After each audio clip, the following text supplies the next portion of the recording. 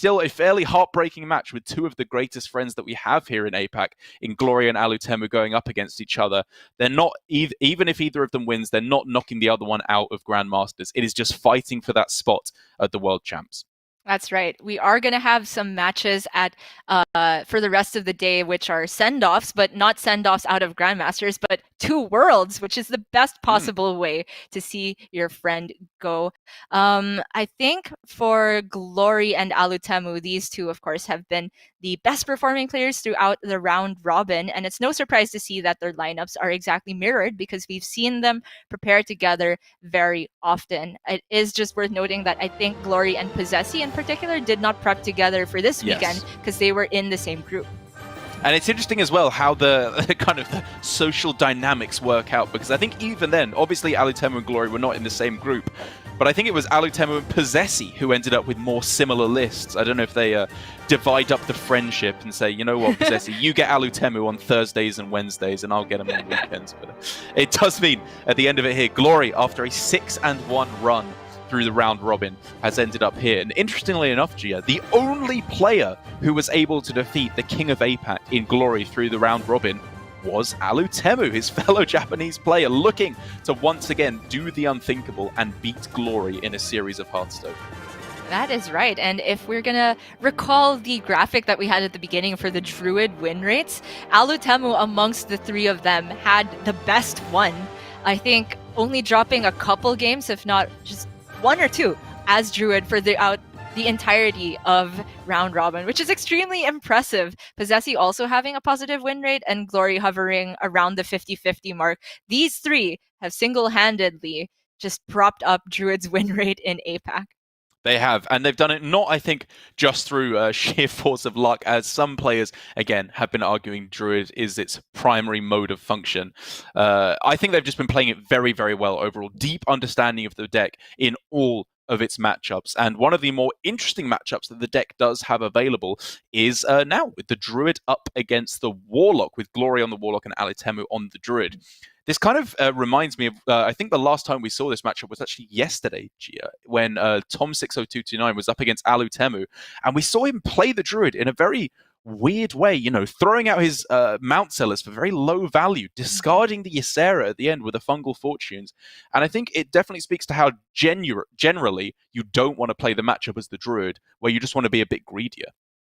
Yes, I think that when you're tossing out threats, it's to be the Glowfly Swarm, whereas the Mount Sellers are meant to be saved for game enders. Glowflies are the first threat check, and I think as far as Alutemu and Glory go, they've been bringing Druid every single week. I think they will have intimate knowledge of how to play that matchup from both sides, and so I fully expect to see Alutemu be very hesitant with his resources and play considerately, as he has been throughout the whole season, being one of the players never to rush and also never to be careless.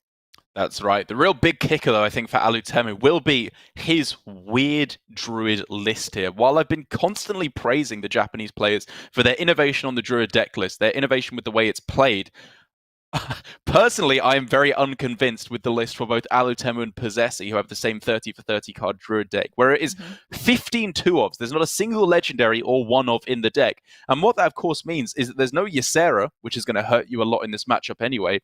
And also there's 2 Soul of the Forest, which I am very perplexed by.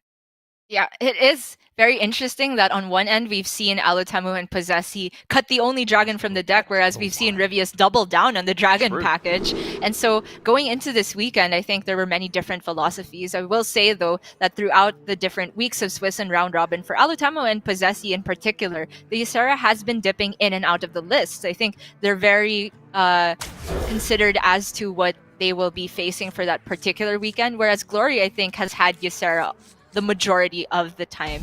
For Alutemu, though, he's got a Wild Growth and Mount Seller opener.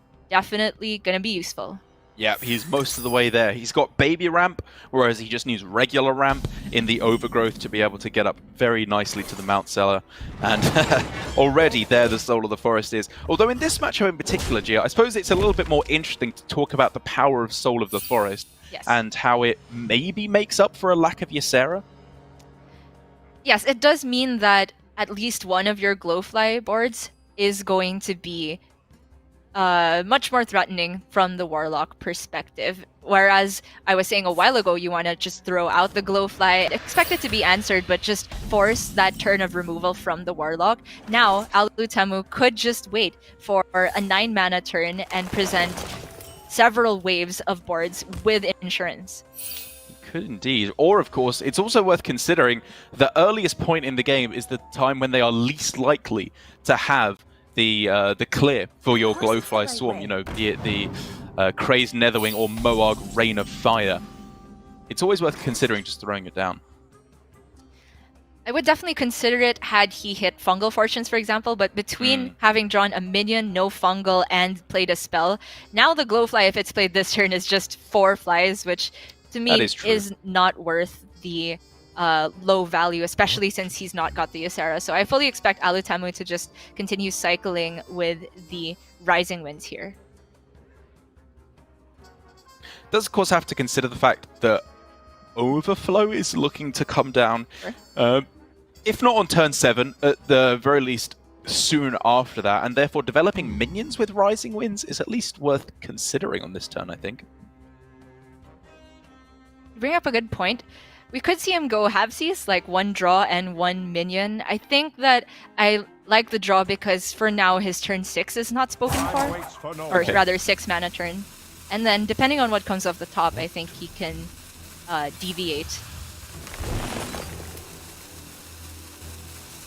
Okay. Wow, so after the greatest hits from Eagle buff, we could now just be seeing across 3 turns, Eagle. But Alutemu is going to continue cycling here. I think this looks like he would be throwing out a Glowfly soon. Just getting more spells in hand. We saw him play the 2nd Rising Winds as the twin spell, so he maintains 2 spells in hand. Yikes, this hand is a lot of weird as it currently stands. Double Rising Winds still doesn't set you up for Overflow on the following turn, now that he's at 9 cards, of course. And, well, I mean, just the fact alone that he played the 2nd Rising Winds as opposed to the second half of his 1st Rising Winds, I think would mean he's at least considering Glowfly on this turn because it ups the amount of spells you have.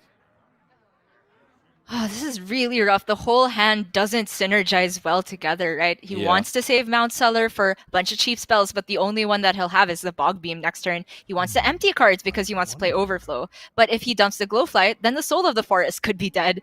How do you even play this turn? I honestly wouldn't be surprised, G, if Alutemu had said, like, before going into this, right, I have a strict game plan. I follow the rules with this deck. Against Warlock, you only play Glowfly when it goes with Soul of the Forest. You've got 2 Glowflies, 2 Soul of the Forest. Mount Cellars are good enough on their own to get the job done. But here, he is very strongly considering breaking that rule because it looks like a very powerful play to get that down on this turn. And he was very hesitant to do so, but in the end makes far and away the most powerful play, but also the one that could be most heavily punished. Find it funny that we've gone this far along the game without talking about Glory's plays in the slightest, but that's because he's had very minimal decisions. Now is the first big one. He had the Netherwing, but no dragon in hand, so I guess it actually wasn't a decision. It's got to be the Moarg Rain of Fire to deal with this. And now, Alutemu is back on the drawing board. Yeah, you just carry on, Glory, playing out your cards. Great job, buddy. You're smashing it.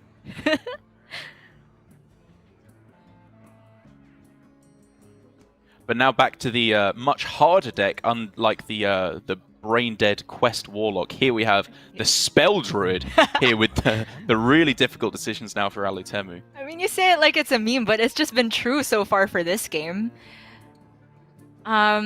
So for Alutemu, we could see now Eagles for dump because he has played the Glowflies. So now I think it's time to start emptying up for either the Overflow on the follow-up or at least Mount Cellar Bog Beam Innervate on the follow-up turn.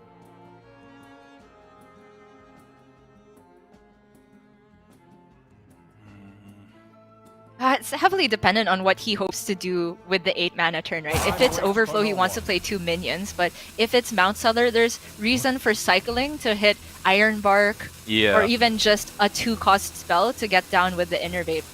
But, Okay. I mean, surely not now, right? At the end of the turn. Yeah. Even if he wanted to, he just doesn't have enough time. The real question for me here was, like you said, do you take little bits of draw now to try and set up for a Mount Seller next turn? Or do you dump the cards, set up for Overflow next turn, Mount Seller the turn after, and then move from there?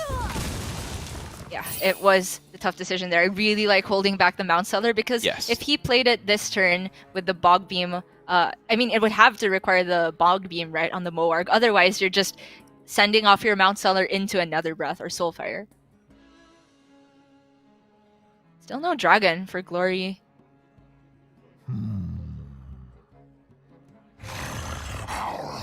It's gonna get down the Cartoon. Again, we're seeing the interplay of this more anti-aggro list. No Abyssal Summoners, not putting the pressure on Alutemu, but wow. Cheap spell.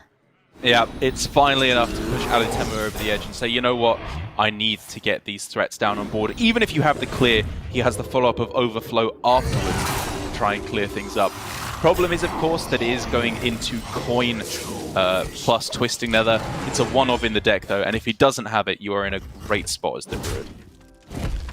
Unfortunately for Alutemu, though it will be there, and then we're going to see an Overflow in response, so it just kind of like is a past turn, and then at the end of it, initiative goes back to the Warlock.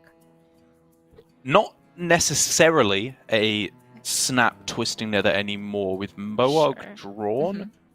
There's some alternate lines, but to be honest, I think this is probably the scariest board you're going to see. Without Ysera in the deck, I tend to agree. Yeah. There's arguments for holding off because of you haven't seen a Mount Seller with Iron Bark in the future, which sometimes the Rain of Skies... I did it again. Hey, sometimes ding, the ding, Dark ding. Skies can't get through. Yes. But I think the Nether just looks so clean, right? Oh yeah, I mean, are you kidding me? It's literally a void of nothingness. How could it not be clean? Whoa! Other Mount Seller immediately drawn for Alutemu. Well, that's big news, because that means now Fungal Fortunes that he draws from any point in are just fair game. No minions can be discarded from now on.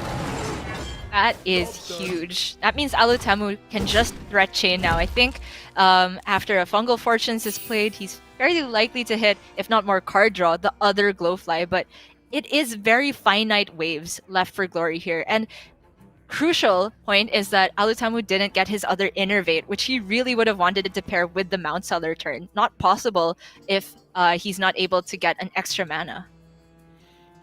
Yeah, I mean, he could still... yeah, I can't get the Soul of the Forest. He could still go like Fungal Fortunes into the Innovate just as like a decent option to make a bigger board. But yeah, the Soul of the Forest point is very valid. Well, he has seen a Twisting Nether, though, so I'm still in favor of going off with the Mount Seller. You're probably conceding that at least one of the Soul of the Forest doesn't get value, but even if that next board gets cleared, he has a shot at going for the Glowfly, Soul of the Forest, in the follow-up. I actually wonder if you're supposed to hold off on this turn, though, right? Because you can go double Overgrowth, but not cash in either of the excess manas, and then save it for next turn, which just gets you guaranteed 2 extra beasts, whereas without that, they're essentially dead cards in hand, because he's not running out of card draw. That's a fancy play. It might be too slow, because he can then develop a, you know, an Alexstrasza on the backswing. I mean, my thinking is that off the Fungal Fortunes, he's very likely to get near a full board of beasts anyway, with Crystal Power, Moonfire, Innervate still in the deck. But if it whiffs, that could be huge. Okay, another Iron Bark. That's something. Probably going on the... I was going to say Mukla. Actually, yeah, there's still Keladon in the deck. It probably goes for the Mukla. Keladon's the kicker here. I like that he spreads the threats. But that is the second Mount Seller used. Glory can answer with the Keladon. There's also Moarg, Nether Breath, Dark Skies. That should be a full clear after the 4/6 goes in Mukla or the Mount Seller. Yeah, I wonder if we can get away with something even like cheekier. Come close and burn. It's very crucial though that if he uses the second Boarg, it's much more difficult to answer the Glowfly Soul of the Forest board. So I really like this from Glory.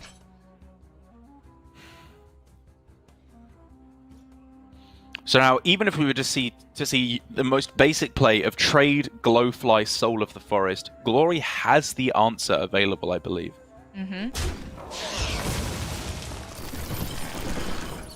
Well, there's no dragon in hand as it stands. Well, he's got Moarg, Rain, Dark Skies, right?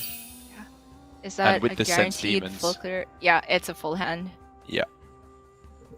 He can clean, well, you know, draws his hands back up. Yeah. Sense draws just one card there. Or he can just pick up the other dragon. Yeah. I think it was a full clear either way.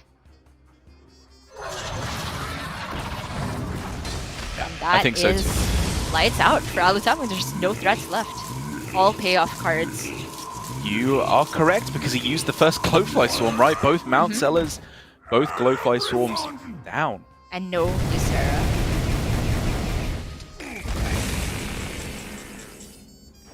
Oh, There Glory, I think he knows it. He used both Rising Winds as well, so the minions left are just Power of the Wild.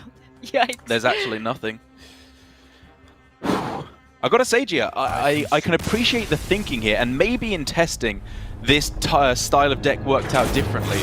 But for Alutemu and Possessi, this Druid deck is just looking much weaker than the traditional builds.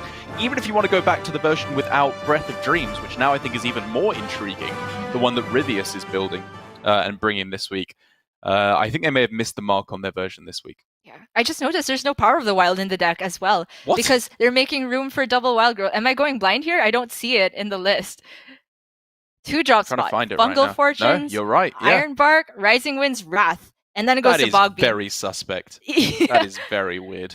I thought that they would be cutting Wraths because that's the usual suspect for cutting to make room for another Wild Growth, for example. But they have gone all in on Savage Roars. And yeah, I have to question this particular build as well.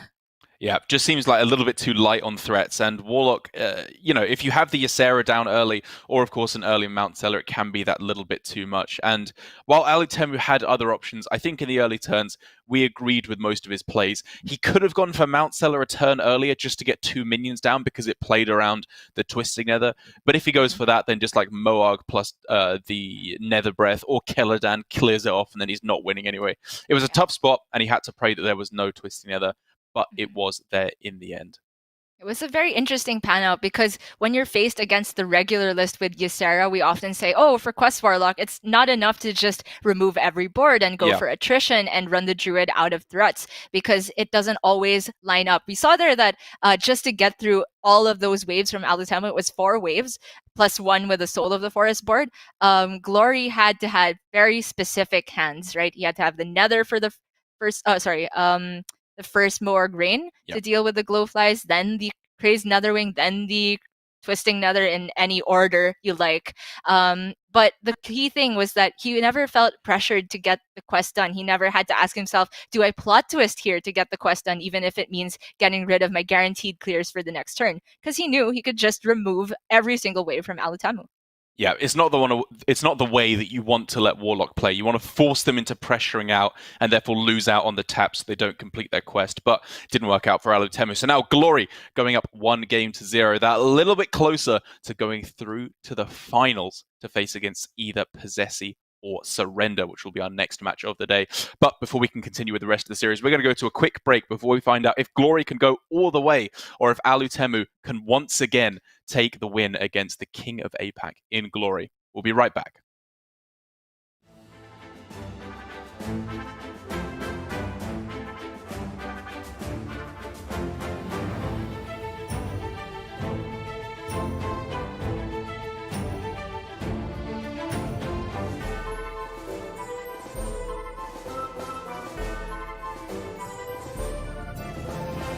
Tour is officially upon us. Pull up a seat by the fire and join us as the action unfolds. The Holy Wrath Paladin makes it all the way to the grand finals. You can see the relief on his face.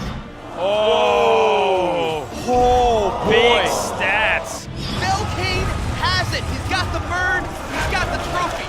He is the Masters Tour Universal Champion.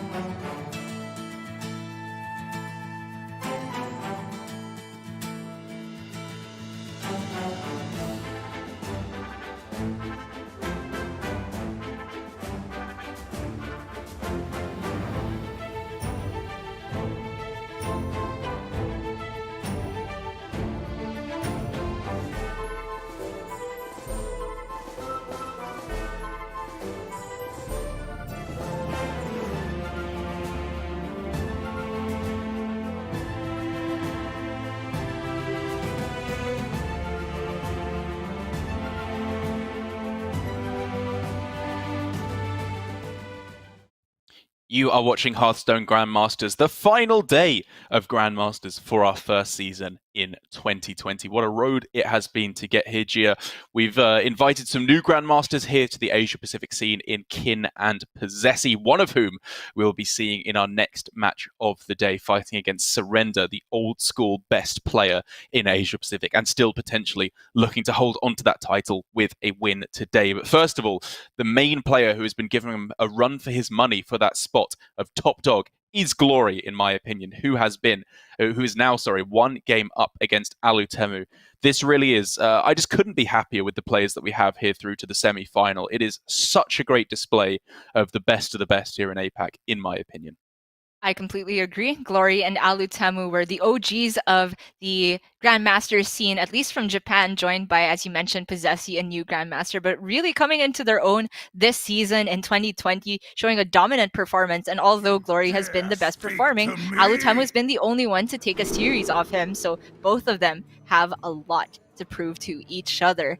Glory's opening hand, an insta full keep, still playing the Sigil Runner. Man after your own heart, huh? Yeah, I mean, it's still a contentious point. I'm mainly going off it just because that was the list I had success with. I'm far from convinced that it is the right way to go about things. I am also far from convinced that it's the right play on turn 1 here.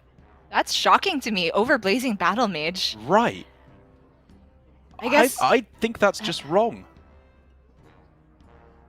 The thinking could be that if he goes Battle Mage and it gets removed, say with Hero Power Twin Slice or Umber Wing with Twin Slice, then he guaranteed gets to buff the Battle Mage with Beaming Sidekick. And the difference between a 2-attack minion with more health versus a 1-3 is monumental in the matchup. But I do agree that this is unusual, not something I've seen before. Yeah, I mean, it's a good point you bring up about wanting to get exactly the buff on Blazing Battle Mage.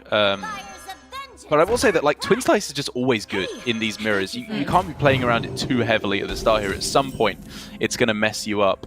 And I think you just could have gone off to a less hesitant, more aggressive start to the game there. But, you know, I take back my statement about it being just wrong here for Glory. It was surprising to me, and it's not the play that I think most people would go for.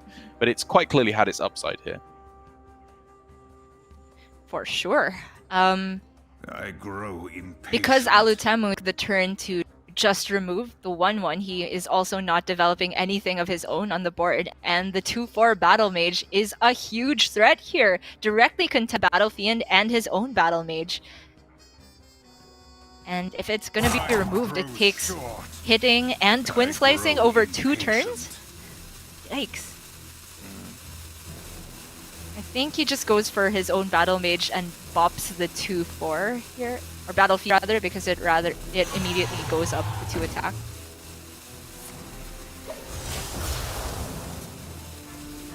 Yeah, I mean, this is kind of like a situation we were put in quite a lot of times in testing. Generally, though, I will say the situation was a bit different, given that the Battle Fiend was usually in play on turn 1 when you're in this situation, and you'd end up like bumping into the 2/4 with your hero power and then value trading with the Battle Mage the other way around. Interesting spot for Glory. It's not often that you get to take a value trade on a Battle Fiend and have your 1-drop survive, but if he just plays I-Beam, it seems really, really slow. I wonder if you can get away with playing the Satyr Overseer despite knowing it can get taken down by Hero Power Second Slice. If your opponent is spending the turn doing that, aren't you pretty happy? But yes. turn 4 is still bad, right? I think just given how weak the turn 4 is here, I was going to say you hold on to the Satyr Overfiend just because of how easily it can be cleared up on the following turn. I mean, this lines up pretty dang well against what Alutemu's hand is. Yes, he can remove it, but he's using the second slice, which turns off the coin Glavebound next turn. Sure, I mean, it's obviously still correct, though, for Alutemu with the Kayn into coin hero power Glavebound. Right. It's just so interesting to me how many different ways there are you can approach this. I would be in such a different situation to Glory right now. Very possibly worse with the way I would have played it instead. It's the kind of game that I wish I could replay it from turn 1 a million different times and just see every universe like that one episode of Black Mirror. For Glory, at least he picked up something to put on the board this turn, curves into the Warglaves, and even sends this 2/4 to the face. That's surprising to me, but it lines up well against unexpected Kayn for this turn, if he thought that was to be the play, and also Warglaves. If he expects Alutemu to coin it out, then it's essentially doing the trade for Alutemu. Right, I think the only really big punish, if you even want to call it that, is coin twin slice Glavebound. Given that he's already seen one of the twin slices, it's just perfectly fine to get a 2 damage face here. I like it. There is not a hard punish, but also this situation where Alutemu has a 3-drop, be it Satyr Overseer or this Blowtorch Saboteur, then he just goes for that and hero power and still sticks his beaming sidekick. And it's a pretty important Blowtorch Saboteur, not so much because of denying the regular hero power, but just because of Metamorphosis coming down on the next couple of turns. That means that Glory's lethal clock is quite significantly diminished. Yeah.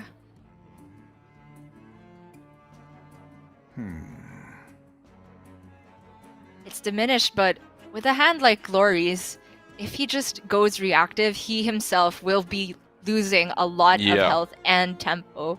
So I feel like he should just start swinging face. Maybe remove a 1/1 swing face, hit 2/4 face, but he's got other ideas. He wants this hero power back to the normal cost. Can understand this as well because it's useful for both of his remaining cards in hand. And again, looking at the potential responses here from Alutemu, this does decently well against the Glavebound Adept because he can either Metamorphose it down or just go Glavebound and then the 1-mana hero power that he's of course set up in order to take it out and keep swinging face. It seems insane to not equip the Warglaves here at first glance, but I think against the vast majority of Alutemu's plays, it just lines up really nicely. And that's why we see Alutemu deviating from Glavebound here, potentially. Gonna make use of this I-Beam, it looks like. Or potentially just hero power and take all the value trades. I-Beam with Altruist in hand is a juicy proposal as well. Yeah, that was the other real consideration, right? Is you take a decent trade with the hero power here, or you just completely decimate your Altruist potential and just go with the good old-fashioned hero power Glavebound next turn. The use of the coin to protect the health on Kayn is definitely respecting Warglaves. I would love to see the 3-4 trade-in and the Kayn go face. It's scary from Alutemu, always taking it to the rope, but I don't think we've seen him not complete a turn all season. Wow, huge pickup from Glory. Huge pickup. One swing to deal with the Kayn and everything else on the board. It's questionable if he even bothers killing the 3-2 here. Okay, you said questionable. He did it immediately to go face, but Glory shook his head there. I wonder if he was sure about that play, but this pickup from Alutemu is also enormous. It's absolutely huge. I mean, I was going to say I quite liked that he left up the 3-2 here. He should be the aggressor here with Metamorphosis in hand.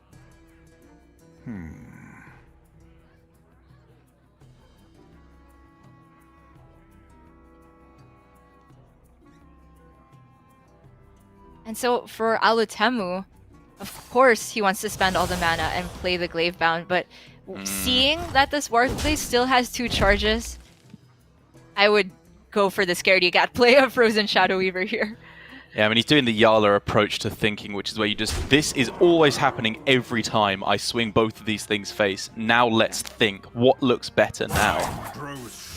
I don't know why that's coined for Yarla. I see Surrender do that all the time as well. You'll see They it were talking later about today. it the other day. You're right, though. Fine, We invented it first here in APAC. Like, oh wow, brave from Alutemu to do this. You can see the reasoning, of course, his turn 7 is spoken for with the mana, but I think Glory has a setup now. Yeah, I mean, it's definitely not conceding to Metamorphosis because Alutemu has his own out of just Metamorphosis off the top, because if Glory goes Hero Power, the Twin Slice that Alutemu knows is in hand, and the Metamorphosis Hero Power face, which is, I think, what will happen, Alutemu has his own outs. But the pickup from Glory now means that he can deviate a bit. He can Glavebound a Glavebound. Yeah. It is really strong. But there's also just the 2-turn setup. If he says, Alutemu, you don't have 6 damage right now, he can set up lethal past the freeze if he commits the Twin Slice right now. So he goes Hero Power, Second Slice, and then Metamorphosis Hero Power. So that's 10 damage now and just a ping for lethal. But, of course, it's scary against not just I-Beam, but also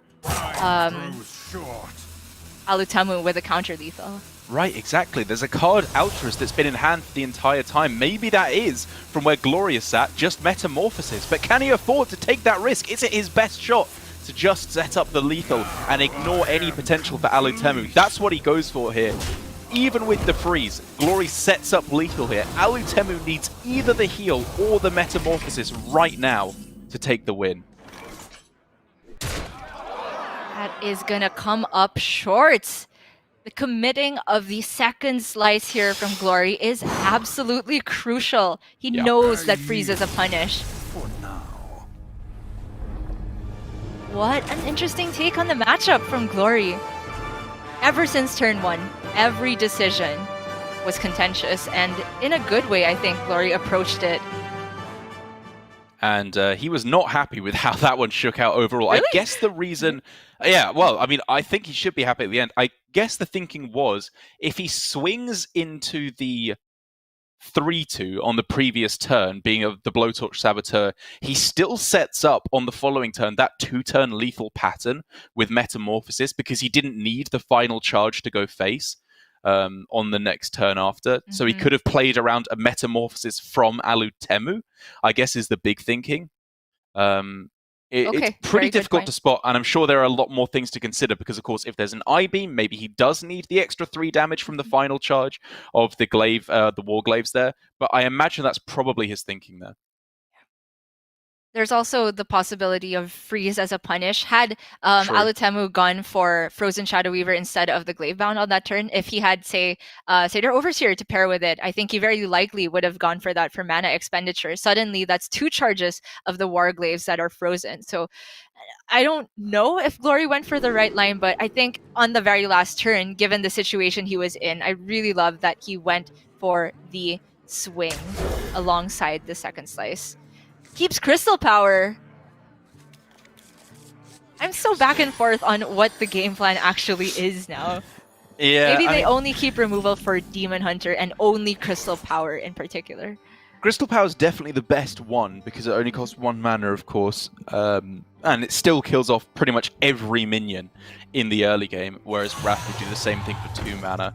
But even then, going first, like, just want to find Fungal Fortunes on 2. I'd much prefer that to Crystal Power.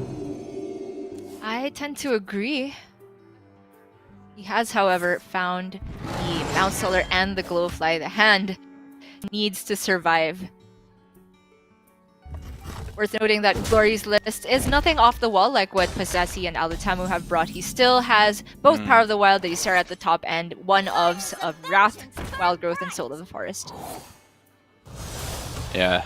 What a but curve! at the moment, yeah, Glory is not thinking, oh, what do I have in my deck at the moment? He is thinking, ouch, that hurts, as Alutemu is just smacking him in the face. This is the dream start for the Demon Hunter in this matchup. It really is. And Glory can take the turn to remove this Battle Fiend. The turn 4 could just be cycling with the Rising Winds and try to set up for the Glowfly. It's not bad. There's, of course, some debate as to whether you go double cycle or double minion, or one of each, I suppose, depending on what the outcome is.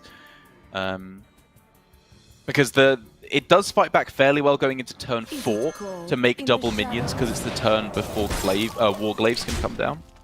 I mean, I'd argue, though, that there's so many ways to take down at least one of those minions. True. On a turn where Alutemu isn't necessarily developing anyway on turn 4. I would like to see, for sure, a cycle to start. Fair enough.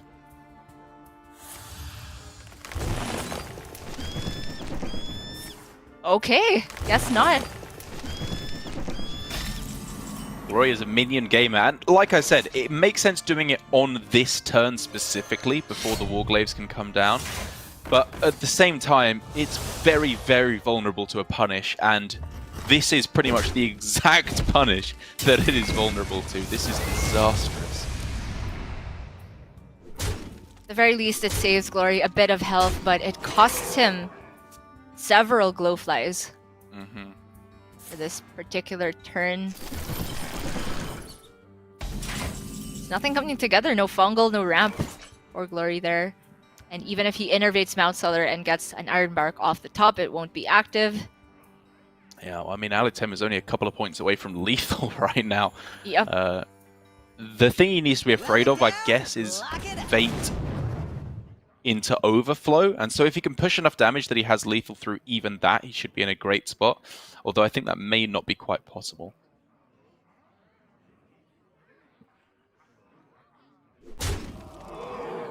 That's going face. Agreed. No possibility for double Savage Roar outs if he leaves everything up either.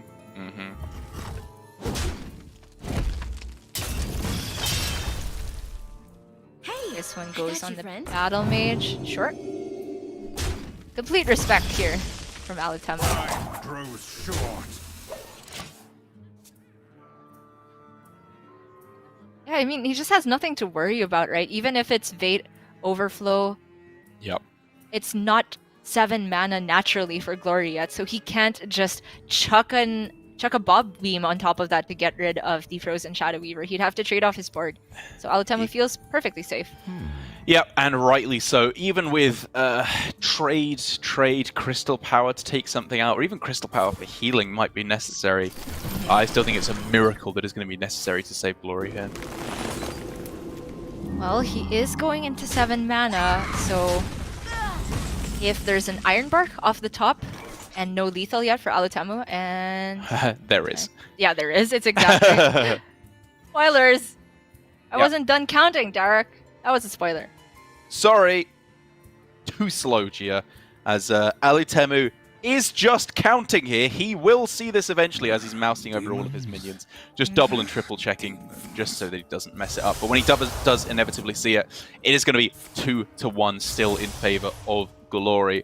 And the only really difficult thing there, I think, aside from the mulligan of the keeping the crystal power, which I think we were somewhat skeptical of, was minions versus spells off of the Rising Winds. And even though my initial instinct was the same as Glory's, I can completely see your point here of wanting to go for just one big Glowfly to wrestle back the game in one fell swoop.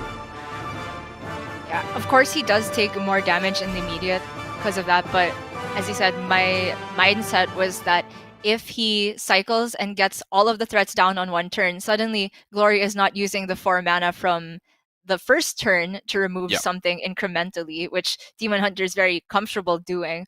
But your point about Warglaives is also very valid. If you wait and go for the Glowfly and then there's just a Warglaives on the backswing, you just gave up significant amount of health while waiting. It was really tough there for Glory. Ultimately, I feel that no matter what line he had gone for, given that he never hit Jungle Fortunes, it was going to be a bad spot. Yeah, very uphill climb right from the get-go, which is why we were saying, we don't love the crystal power at the start there, because while it's decent to kill something off when you're facing down what did turn out to be a beaming sidekick hand, that gets even less valuable than it was before the beaming sidekick builds were more popular. But now, next match, it is still, of course, the Druid that just needs to get one win over the finish line. And the way that Glory needs to try and get this done is just in the good old-fashioned mirror, Gia. This is the stupidest of all the Druid matchups. I'm just going to call it right now. This is stupid. So I'm like Druid now. Did you call me dumb a while? No. Sorry, I called you dumb, and you called me a newly high-level player, 1 week old. That was actually you being rude to me. God, how could you forget? Sorry, all the trash talk gets lost in a in a swirl. In your titanically large brain. There's too much room in there. Titanically? 1 in 13 chance that I have the second brain. Okay, don't go there. Hand. Please. Wait. Alutemu's hand? Hello? Yeah. Illegal. The fungal fortunes, the overgrowth, the only thing that he could possibly missing now, even with the wild growth as well, actually arguably even better, is the Glowfly Swarm. Okay, Alutemu's Druid win rate is pristine, the highest even amongst all the Japanese players throughout the round robin. But Glory has got some game going on for himself. It would be a responding Glowfly, but if he hits, say, Wild Growth here, okay. Still gets it down a turn later, and he's just praying here. No Glowfly, no Glowfly, no Glowfly. But sadly, it is the full suite of minions. And I think from the buzzing in his headset, Glory can hear that. Oh my gosh. And the double roars. I was thinking there might be a glimmer of hope for Glory because he has Power of the Wild for the follow-up. But that's going to be 6 flies remaining, each clocking in for 6 attack. Alutemu just does this every time. How? How, Derek? I don't understand. Yeah, he is on another level, Gia. We need him to teach us our secrets, but that does mean that we are equalized at 2 games apiece, lightning fast fashion, the Druid falling for Glory here. And, I mean, his gameplay was perfect there. The only thing he could do was pray, and I think he was praying very hard indeed to get that one done. So now, 2 games apiece, the last chance for the Druid to get a win for Glory. I'm going to go ahead and agree that matchup is stupid. But, very stupid. We could just consider that a break in this series, and Alutemu and Glory now get their wits together for what will indeed be the last match of the series to decide who we're sending to the finals to face either Surrender or Possessi later on today. Warlock versus Druid. I think Glory's Druid list is in a much, much better spot to take the win than we saw in the reverse a while ago. Yes, I think given the inclusion of Ysera, obviously in the late game as the big kicker there for Glory to be able to fight back, it means that Alutemu is going to have to go for the game plan that you generally don't want to do quite so much as the Warlock, which is, if you can, I suppose, pressure them out, although that's going to be very difficult for Alutemu with his list that, again, runs the Kartuts instead of the Abyssal Summoners for yet another point against his favor. But considering that's less of an option, it's just going to be turbo quest completion. I think that is going to be Alutemu's best shot. And with Plot Twist in hand, he's off to a good start. Definitely looks like it. And for Druid, all you want is ramp in the early game. Glory has got no shortage of that. I think we're going to have this game going long. I'm going to predict it right here. Well, at the very least, if Glory wants to, he could throw down that testing Glowfly Swarm to just kind of dip his toe in the water and see how much removal Alutemu has. And with Fungal on 2, if it's not answered, that could just be a game-winning Glowfly on its own. It's just, they have powers, Derek. RDU has it too. It's not exclusively for the Japanese players, but some Druid players have powers. That's the only conclusion I can come to. Anyway, for Alutemu, on coin, we tend to that you go for the questing over the cap because turn 4 tends to get a little bit too much in hand if you don't play the questing on curve. But with the plot twist, might be room for deviation here for Alutemu. Because we could see him go for a questing plot twist turn later on. That's very true on turn 4, but for the moment, Gia, he's got himself the Crazy Netherwing. Now all he needs is the Dragon to help out and activate that so that he has an answer for the Glowfly. Because for Glory, I think he is just very happy to throw this down as a cursory play on turn 5. While you say that, it would make his turn 6 ever so slightly awkward. We could see him go for Overgrowth, for example, and then Overflow on the follow-up. There is possibility for overdrawing in that world, though. Oh! Yeah. He deviates away. Okay, I mean, this has been the line that players tend to go for. Even at 5 mana, if they have the choice, they will go for the Overgrowth. But, oh, what could have been, Gia? What could have been? Just never know. Oh! Never want to twist back the other twist. Whoa. I mean, you just never want to twist it back, but there's like same odds. Just get it back anyway. It's literally no difference, Gia, yeah, but I appreciate the thought nonetheless. Yeah, so what do you think about the queue order of these players as well this series, Gia? Give us some analysis on that one. Wow, you are mega roasting me today, Dara. You know what? I've been roasting you all season. I'll let you have it for the last day. Yeah. Thanks for allowing me to make fun of your stupid remarks. But anyway, now for Alutemu. Make no mistake, it's only because I'm allowing you. Okay, of course. He is presented with not ideal answers, given that he doesn't have the Netherwing or the Moarg Rain of Fire.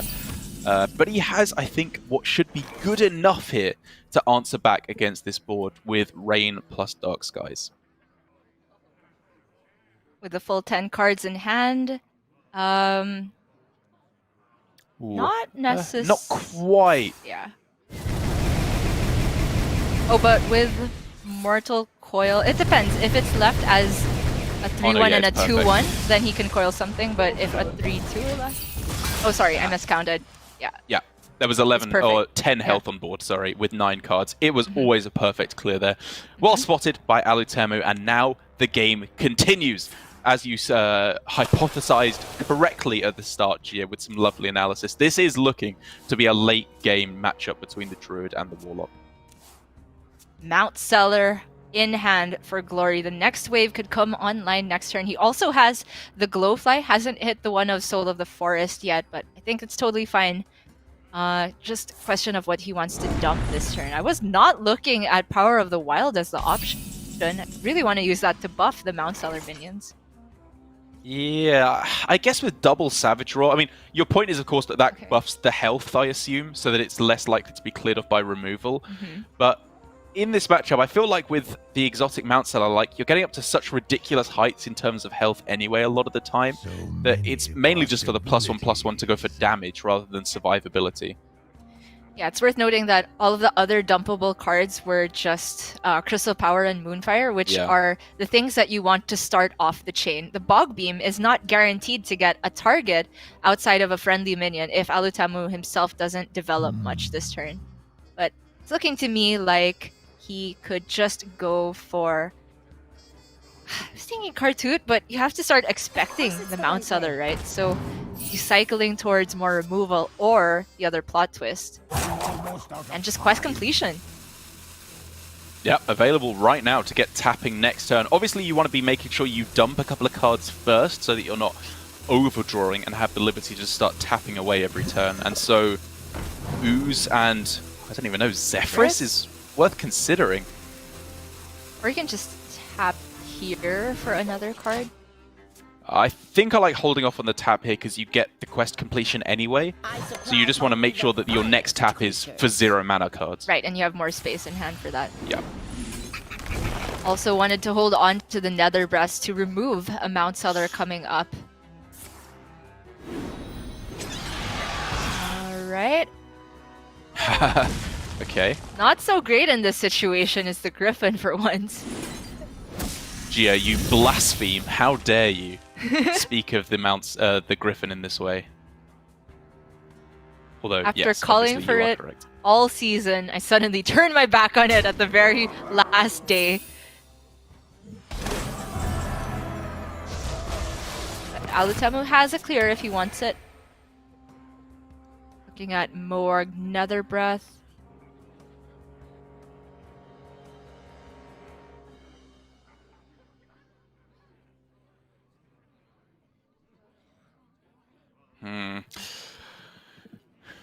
I mean, I just really want to try and find a way to fit in a tap on this turn. Yeah. I know it's getting greedy here, but it's just so important. Like, if you just go Moarg, tap plus Dark Skies, you're dealing 18 damage as that stands. In which case, that's not a clear. So many possibilities. I don't believe, because of the awkward odd numbers. Yeah, there would be 19 on board once the Moarg hits the board, so... Right. It's a bit rough, and it's of course most likely to leave up the Mount Seller. See Alutemu counting it up. Oh, I mean, I'm almost wondering if you can get away with just leaving up the minions to go like Moarg, tap, Nether Breath just on the Mount Seller, but it is so vulnerable to Savage Roar. I mean, double and you're just dead at that point. It is indeed very scary, but this is such a costly turn for Alutemu. 3 cards had to be played, minimal healing gain back, and a tap loss. It's just hoping that Glory doesn't immediately have follow-up, but it's there. Oh, this is huge now for Glory. He can develop lots of pressure on this turn, keep cycling through his deck. I was even wondering if he just goes Overgrowth there instead. Oh, never mind. Ooh. I was gonna say to get a draw when there's it's still still Ysera decent. in the deck. Oh yeah, you're right. There's hardly any cards left. Oh, discarded. That is a disaster for Glory. If Alutemu can tap into Twisting Nether in order to clear this board, or Plot Twist to redraw the Keladan, he's just winning. Is there room to not gamble with the tap? He could have just gone to remove 2 things here, but the Kartut, I think he just survives with Kartut Keladan here. Gosh. Kartut Keladan. Or Kartut Coin Soulfire. Yeah, you have to kill the Mount Seller. And he can still coin out the Soulfire. I mean, he's seen Ysera discarded, so I can get behind the deviation. You're not looking at a Malagos game plan anymore. It's just outlast the other Glowfly board as the last threat. But he's counting up the double roar. Can he actually do that? There's still the Soul of the Forest in the deck for Glory, so as soon as he finds that, that is difficult to answer for Alutemu. Oh man, tons of decisions to be made this turn. I don't even think he got all of the counting done with double roar. But he's just gonna go for the safe play here. I was nowhere near counting up the double roar either. Yeah. Because of course, you can account for like the hero hero attack going into the first layer of Kartut, and it's reasonable to assume there's a removal spell for the second half, so all of the minion damage goes face. I count 24 damage that can go face on this turn after you go double raw and then your hero power and the double raw on your face plus the crystal power take it out. Yeah. And then you've got 888 for the rest. Alutemu, of course, will heal back up. But I think Glory's deviating. Drawing the last few cards in his deck, making sure he gets that Soul of the Forest. And even fit an Eagle on the end of this turn if he likes. Sounds good to me. It's a Loading threatening up. board in its own right. This already is representing lethal on the next turn, for which Alutemu has to find an answer. Whoa! No other dragon. dragon, but he has a tap for it. And but if he taps for it, he can't go Kartut Nether Breath, which probably would let him survive on this turn. Definitely would. Oh! Huge! Whoa! And he can just slam that after the Crazed Netherwing. Netherwing kills off the Poisonous. He can put Glory down to 15, 14 after the Fatigue tick. Threaten counter lethal very well. Do you play the Nether Breath as well on the Silverback Patriarch just to clear the way? Probably not. I mean, there's also a question of do you go Alex first and Netherwing to put him down to 12, 11? Alex Well, I is mean, oh wait, you can't. that's Sorry, the the last only dragon, dragon. yeah. Never mind. That was very dumb. But of course, Crazed Netherwing is just for sure happening here. So So clean. is Alex. Yeah. Glory can't come back, right? Removal's gone. Yeah, you're always playing the Alex here. That is an 8/8 body for 0 mana that just dealt 12 damage at the same time. It's the just play. dead. But he's got the taunt right. He can throw down with the Okay. Iron Bark. Like he can make a Okay. very, very powerful development onto the board on this turn. True. Got the buff. Just gonna hope that there's not another round of removal for Alutemu.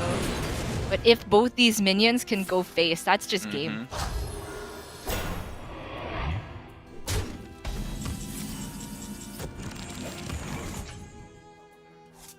Oh! That can take out one taunt, but the other's just still in the way. But he can trade down and play Kartut. Oh my gosh. Oh, does that keep him alive though? It's double Savage Roar, Gia. I don't know. But this is Alutemu's only way. Ah. It's the only play this turn, right? Yeah, So yeah. you just go for it. And then Glory doesn't count either. He just has to go all in the Savage Roar. You Still just believe. no active Zephrys with 8 cards left in deck. So many It's crazy. possibilities. I couldn't do the math here with two turns to count it up. You just Yeah, I know. play all the defense, take every trade possible, because if it's Yep. not lethal next turn, then you just win.